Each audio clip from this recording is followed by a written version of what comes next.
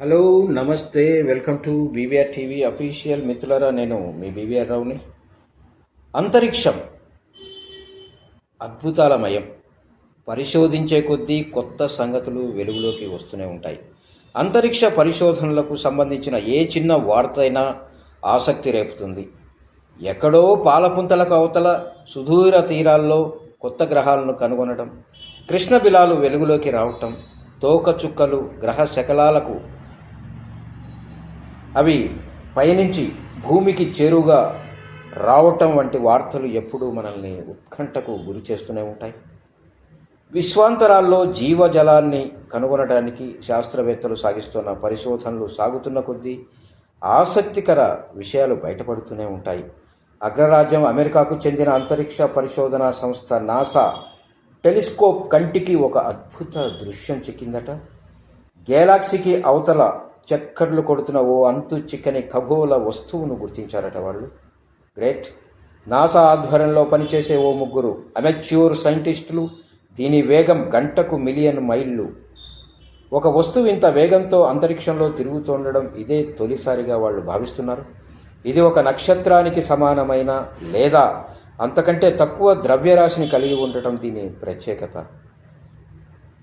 ఈ ఆబ్జెక్టుకు CYJ-124909 అని పేరు పెట్టారు.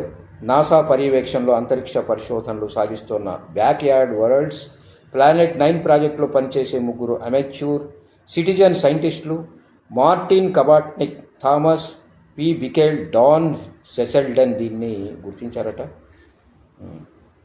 హవాయిలో నాసా ఏర్పాటు చేసిన William Myron Keck observatory, wide field infrared survey, explorer telescope orbiter సహాయంతో దీన్ని గుర్తించారు. పాలపుంతకు అవతల సంభవించే పరిణామాలు, కొత్త నక్షత్రాలు, గ్యాలక్సీలను పసిగట్టడానికి నాసా ఈ వైడ్ టెలిస్కోప్ను 2009 డిసెంబర్ 14వ ప్రయోగించింది. చివరి ప్రాజెక్ట్ 2013లో దీన్ని మరింత అప్గ్రేడ్ చేసింది నాసా. నియోవైస్ అంటే నియర్ ఎర్త్ ఆబ్జెక్ట్ వైడ్ ఫీల్డ్గా మార్చిందట. ఇప్పటికే అనేక గ్రహ శకలాలు, తోకచుక్కలను పసిగట్టింది. వాటి సమాచారాన్ని గ్రౌండ్ స్టేషన్ కూడా పంపించింది. ఇప్పుడు తాజాగా CYJ-124909ను గుర్తించింది టెలిస్కోప్. ఆగస్టు 8వ ఈ టెలిస్కోప్ సేవలు నిలిచిపోవడానికి ముందు దీన్ని గుర్తించిందట, అంటే ఐడెంటిఫై చేసింది. కోర్ హైడ్రోజన్ CYJ-124909 ఆబ్జెక్ట్ గంటకు మిలియన్ మైళ్ళ వేగంతో పాలపుంత చుట్టూ చక్కర్లు కొడుతున్నట్టు మార్టిన్ కబాట్నిక్ తెలిపారు. దాని కోర్లో హైడ్రోజన్ పుష్కలంగా ఉందని, వాయువులతో నిండి ఉన్న గెలాక్సీ లేదా నక్షత్రాల మధ్య ఎక్కడో తిరుగుతోందని ఆయన వివరించడం జరిగింది.